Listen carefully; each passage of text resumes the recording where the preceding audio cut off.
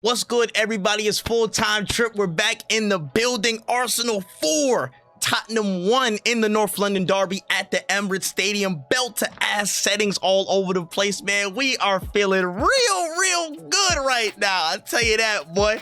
Make sure you like, comment, subscribe, all that good stuff. How's everybody doing, man? How are y'all faring? How is the weeks going? I hope everybody's been good across the international break.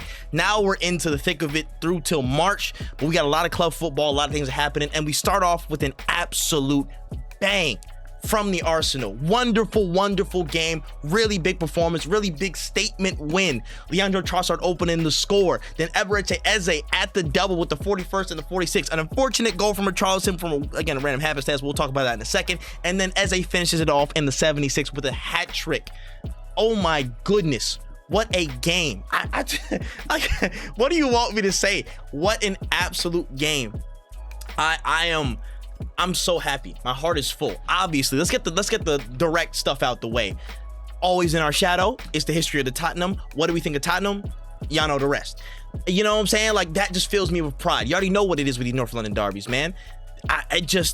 That fuels me, man. That just gives me so much. And on top of that, a very fortuitous situation where Liverpool dropped points again, City dropped points to Newcastle, and a big moment to capitalize in the build-up to the run-in, the title race, whatever you want to call it, the standings in the table. A great opportunity to extend the lead and get some good grounding back, and we take that with full discretion, full venom, and we absolutely put Tottenham to the sword.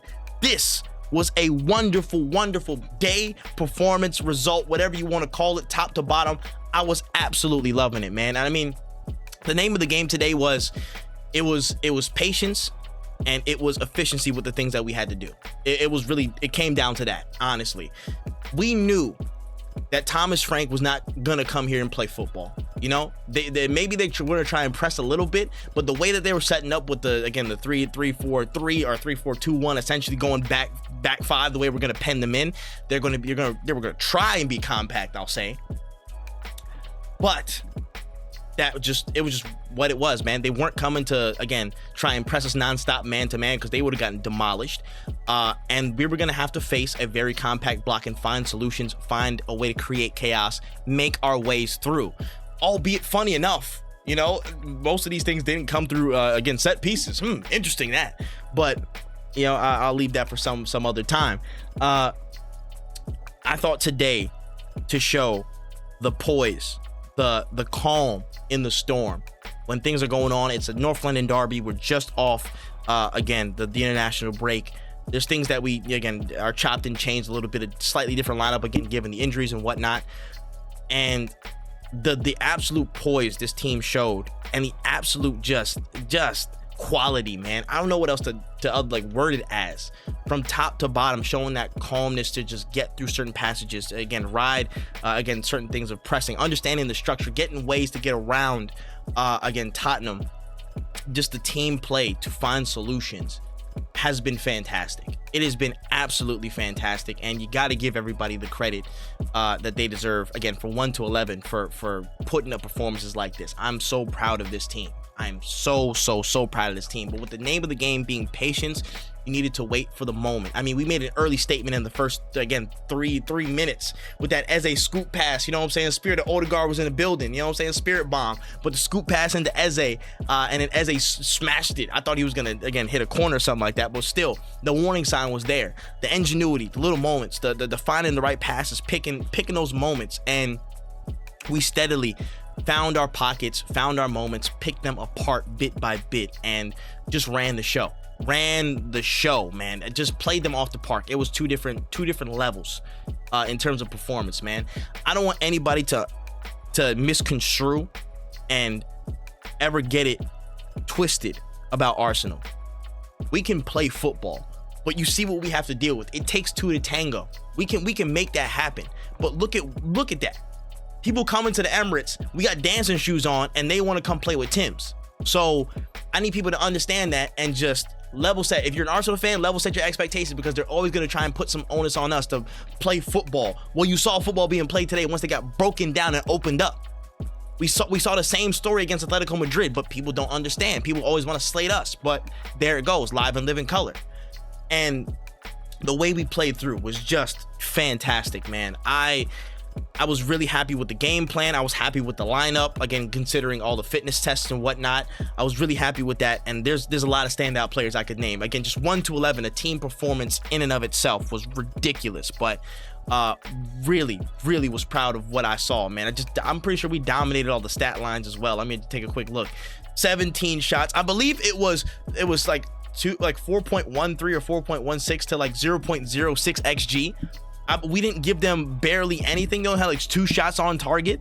You know what I'm saying? Like, we had 17 shots, 8 shots on target, more possession, dwarfed them in passes, less fouls. Again, like what? Less yellow cards, more corners. Like, we were dominating them. If you look at like the kind of the meter stats over at 90, like the momentum stats of more possession, dangerous chances, I think they showed up for like a little speck at the end. Like towards the end of the game, they had like a little speck there. It was domination. It was just absolute domination, man. And I credit to everybody for putting in a shift. At a kind of a grouping level, I want to shout out Jurrien Timber and Calafiori because they were instrumental in moving the block, upsetting the shape, and creating more opportunities for us to, again, invade spaces and create those further opportunities to find ways in.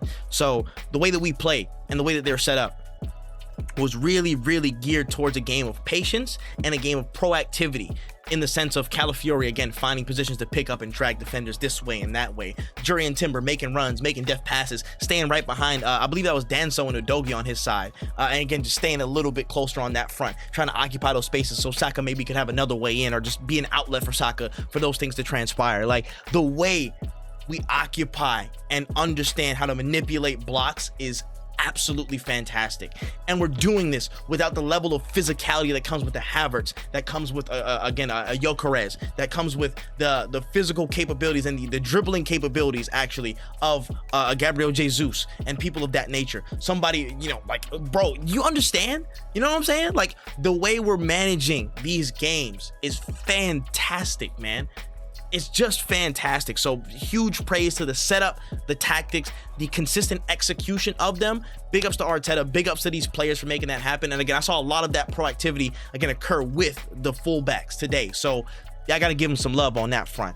From an individual standpoint, I gotta show some love. Declan Rice was all over the place, man. I think he got like 2 assists today. I can't even remember off the top of my head, but he was everywhere. Every tackle, every duel, the proactivity in front of the box offensively. I mean, this guy was just fantastic. Dropping in the back line at times to be that shield for any transitions that we suffer. Like, this guy was everywhere, man. Lovely performance, and that will not be unsung in my mind. In my eyes, that will not be unsung. Piero Hincapie, man. Wow. I did a video the other day talking about like my best the best defensive lineup without Gabriel Magalhaes, and I went with a back line of Mosquera instead of Hincapie, and I cited the experience that Mosquera has in the league. And honestly, I'll put my hand up, bruh. That was kind of dumb the more I think about it, because we got to get a man he hasn't had much Premier League experience, but he's won the Bundesliga. He's played in the Champions League. He's done these great things, and I rate him. That was my preference. But for today's game, wow, really struck me as such an upside, man.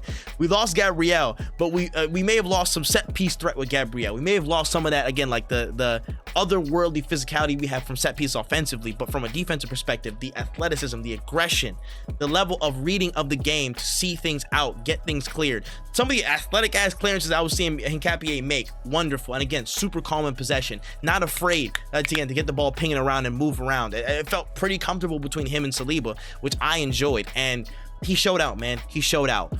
This guy is literally a top center back that would probably be in starting lineups across the league, and we have him as a rotational option. You don't understand? You know what nuts that is?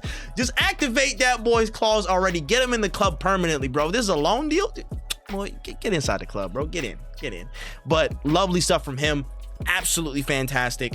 Beautiful, man. Hincapie, that was wonderful.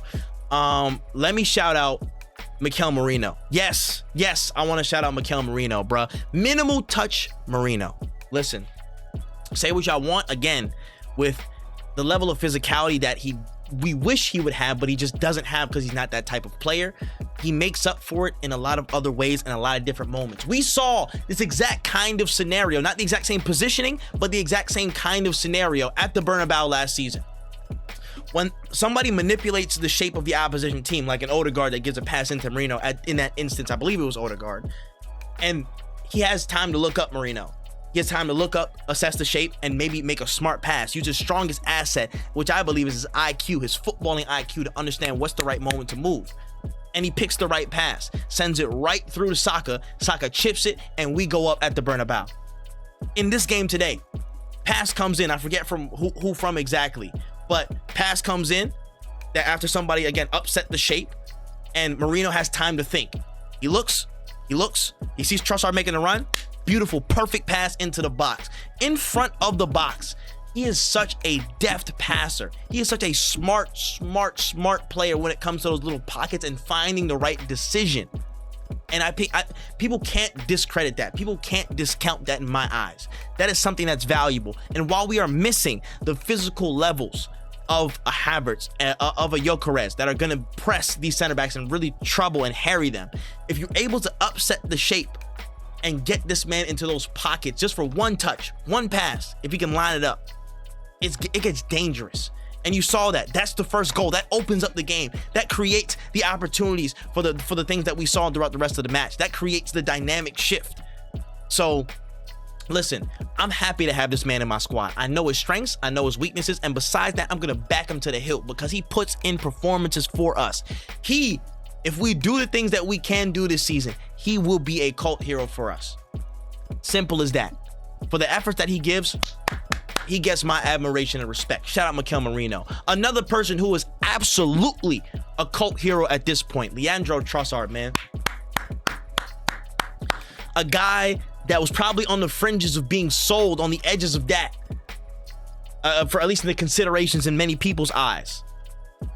The way he has swam in this season, the way he has thrived in this season, the way he has picked up performances, the way his touch has become more consistent, the way he's become more dangerous against any opposition, any defender that he sees up against, the way he's combined in the midfield, the way he's connected in clutch big moments. In this season alone, I'm absolutely ecstatic for him. I'm absolutely ecstatic for him, bro. The consistency that he's shown in a moment where all our attackers have been injury hit for some time has to be recognized. It has to be, man. Trossard has done a madness, bro. With that goal today, with the consistent looks through, had a key assist today as well. Again, every touch, every moment, every movement, he's down for the fight. He knows what it is, bro. That's one of my guys, bro. I can't slander Trossard, bro. Listen. The work he puts in is so valuable. Again, I will say it, one of the best value for money signings Arsenal has ever made. Ever. And I gotta take it straight down, man. Man of the match. Let's get right to it, bruh. Eberchi Eze. Obviously. Listen, that's my guy. In a game where there's gonna be so many pockets, so many moments to make things happen, and you have to just be bold, be brave, show endeavor. Who better to show endeavor than Eberchi Eze? Who?